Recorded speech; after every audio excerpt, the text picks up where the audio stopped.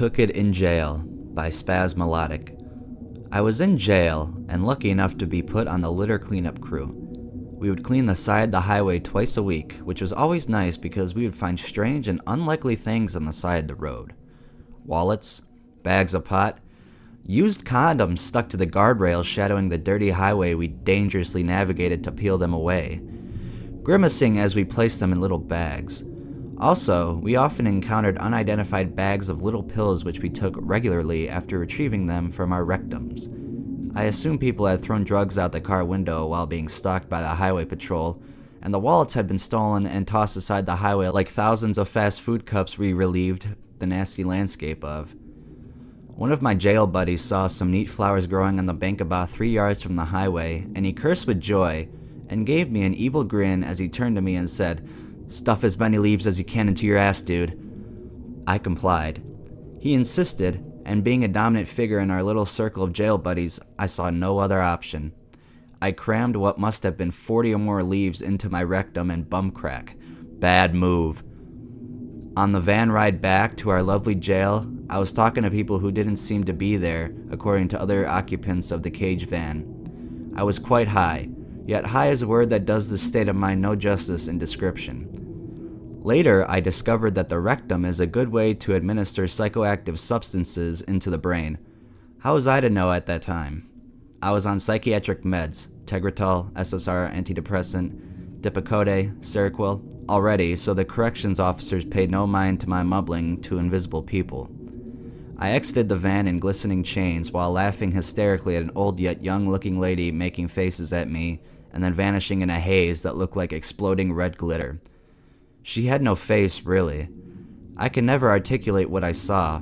Sorry, but some things are limited in a description through human language.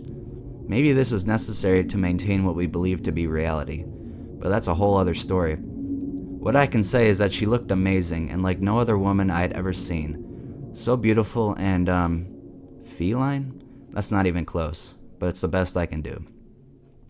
When we arrived to our cell pod, the culprit of my intoxication demanded I relinquish the contents of my rectum as he boiled a pot of water with what was then known as a stinger. A stinger was a relatively safe electrical device used in jails at the time to heat ramen noodles and such. Once the pot was bubbling, he threw the leaves in. He had many more leaves than me. He was a larger man and apparently had some extra room in his anus.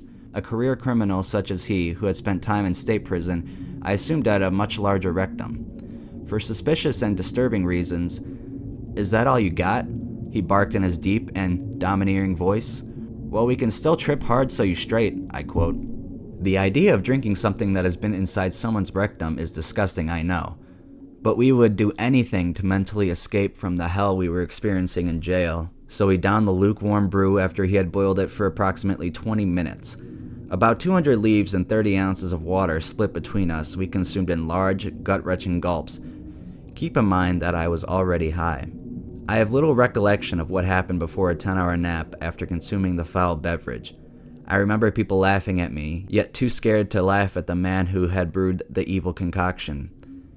I apparently was yelling at invisible demons and whatnot when I awoke, then being tied down in the infirmary while discussing the events of my life with something present beside me. It was explaining the events of my life that led me to the table I was strapped down to. The urine panel showed no illegal drugs in my system after 20 hours of consuming the tea. As I frothed at the mouth while speaking tongues to invisible entities, the staff didn't know what to do because I was having trouble breathing. "What did you take?" they repeatedly asked in demonic tones while trying to console me. All the people who I assume were actually there had my mother's face at one point, which was quite scary, yet morbidly comforting. I took the world. That's what I took. I remember repeatedly replying to the question the infirmary nurses who had asked what I had taken. I had tripped many times and was already suffering from HPPD from LSD use, so I attributed most of the psychosis to that at the time. This buzz was nothing like LSD though. I was dreaming while awake, yet awake in a dream. Sorry, but that's the only way I can put it. I was so intoxicated that I was near death, so I was taken to a hospital. The doc found out immediately what I ingested after a comprehensive blood panel. The doc administered things through my IV, which at the time I thought were extensions of my body, that I am certain that saved my life. I never found out what was administered through the IV, but I assume it was some atropine blocking agent. I had already given in to death at that point. I was told by an entity of shifting faces and voices of all my mistakes in life while the infirmary and jail. So I gave in to the guilt and what seemed to be cold hands gripping my neck and decided to die right there. I would have, I think, hadn't the staff of the jail rushed me to the hospital. Little did I know at the time, my brooding friend who had poisoned us both, forcing me to stuff my rectum with strange leaves from the vicious and beckoning plant, was also in the hospital. He later described an experience to me which was so similar to mine that it was eerie, almost as if the plant was mad at us and decided to give us both the same punishment.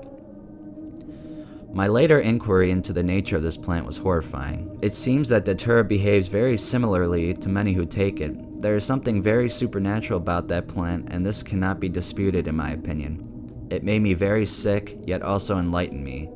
When I was released from my stay, I felt like a different person. It had truly made me reflect upon my mistakes, and I was ready to do everything possible to avoid making them again. That is the positive spin on the horrifying experience. In a controlled environment with people who have not retrieved the drug from their anus in jail, Datura can be wonderful, I later discovered. However, I do not suggest taking it in jail. The strangest thing that happened months later after my experience, I was talking to my friend who regularly uses Datura. I mentioned a word and my friend uttered the same word at almost the exact moment I did. It is a word you will not find in any lexicon, what could be considered as a hapax. It was a word that was spoken to me several times by whatever entity was present during my trip. I doubt she believed me, but it shocked me that we said the same non-existent word practically simultaneously. Stoners have a tendency to do that from time to time in my experience. We giggled and passed the joint as I tried to forget the strange linguistic phenomenon that had just occurred. The familiarity of experiences I have found in reports is astonishing. I was tied down and unable to run around naked, but I was feeling the same things that others testified in describing their experiences. I was judged, prosecuted, and sentenced to death by her. Thank God that I was saved by a concerned jail staff. I cried, vomited, choked, spat on nurses who were not there, and ultimately died to the world as I had known it. Approximately 200 leaves between two people is a bit much, that much I know. She is a strange and unkind to people who stuff her into their rectums, after disrespecting her by carelessly tearing her apart on the side of a highway where she peacefully waits. As I recall, the plant was very inconspicuous, and it is strange that my scary tattoo-covered friend knew what it was. The surrounding Datura plants on the bank of the highway were in different stages of growth. I'm glad he didn't find any prickly seed pods. That would have been a very painful smuggle job. If he had told me to smuggle the roots of the marvelous plant and subsequently boiled and forced me to ingest them, I probably would not be typing this. Don't disrespect her.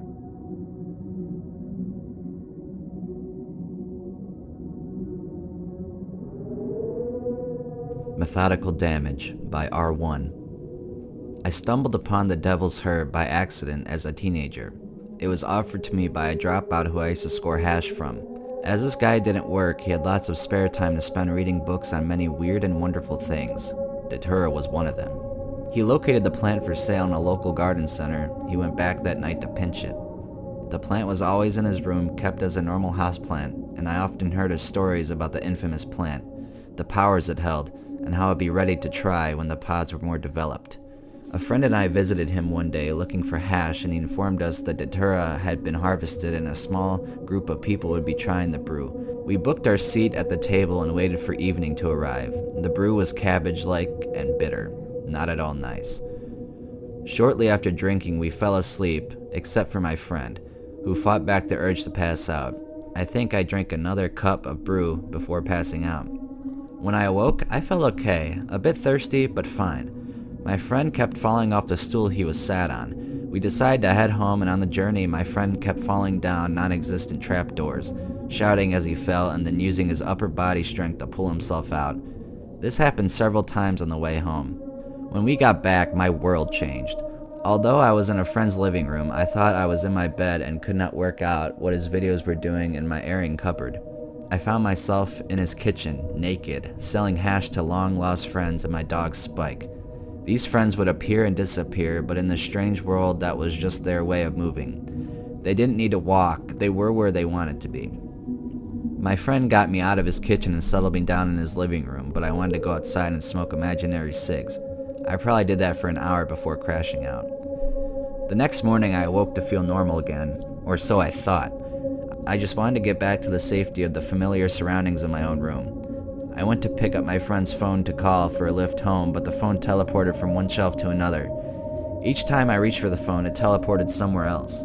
On arriving home, all of the objects so familiar to me seemed to belong to me, but a me from another dimension. It was like I had returned from my trip but not landed quite where I left off. I was slightly out of sync with the world. I spent the next week on my own recovering from what I now know to be a near-death experience. I could interact with pictures and objects in my room. An Indian brave sculpture I had would answer deep and meaningful questions. I gave it either a knowing smile or a disapproving head shake. My hi-fi played tunes I did not own and had not heard.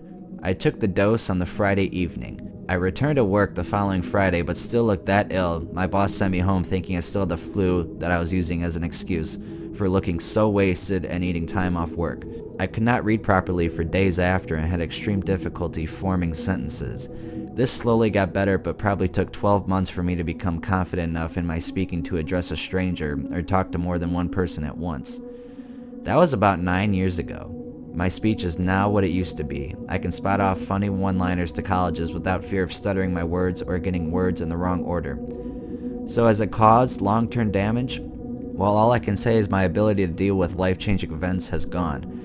I recently lost my best friend due to a tragic accident and split from my partner, which sent me into a nasty place. Just like the place I was on Datura, an isolated place with only bad feeling and lost companions for company. It has completely changed my outlook on life, and in one way I am glad it did because I believe what doesn't kill me makes me stronger. But if I can go back in time, I would probably give that brew a miss and load, another bong instead.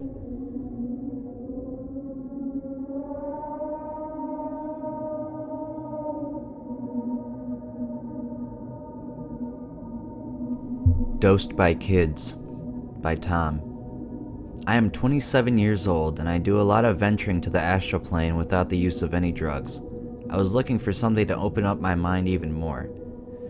I am friends with the neighborhood teens and they told me of a flower that was growing in a neighbor's yard that they boil and drink to get high. They told me I should try it, so I did. They showed up that night with 7 fully blossomed flowers they were calling angel trumpets. They warned me over and over that the dry cottonmouth that occurs is severe and to have plenty of water around. They boiled the flowers in about 3 cups of water. I added a shitload of sugar to it, filled a large mug with ice, and poured the elixir into it. It was very yellow, like piss. It tasted fine with a weird aftertaste. They didn't want any for themselves, so I drank it down rather quickly. Upon finishing, they informed me that they had only had 1 flower when they got high. I immediately started to freak. I ran to the PC and tried to research angel trumpets ASAP. Then it hit me. My body started feeling buzzy. It was almost numb. I started getting a very dry mouth, I mean big time, so I tried to chug water. I tried to walk, but I kept crashing, and I mean crashing hard. It was as if something was slinging me around, throwing me into walls. I could not walk. I was falling over everything. I crashed for the last time in the middle of the floor, passed out. I had not hallucinated. I woke up in the AM to my alarm clock. I had to be at work. When I woke up, there were 5 mentally insane, deformed, mutated small people on my couch staring at me. They would not speak, they would hiss at me. I thought they were real. I went to get my shotgun and they started to disappear. I saw a lady with no arms or legs, but it was my lamp. The hallucinations were crazy. I drank the potion at about 10 p.m. that night. It was now 7 a.m. and I was seeing everything. I can go on and on about what I saw, but I feel it's irrelevant. I hallucinated in my car driving to work. I work at a desk all day by a window. I hallucinated till around 3 p.m. that day.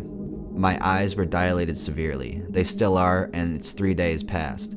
Oh yeah, I woke up in a puddle of blood. My hands and feet were cut, and I have a 50-cent piece-sized chunk out of my right side of my ass. Some sort of a puncture. I have no idea how I cut myself. The best thing that has come out of this is the fact that I know what is going to happen about 3 to 5 minutes in advance.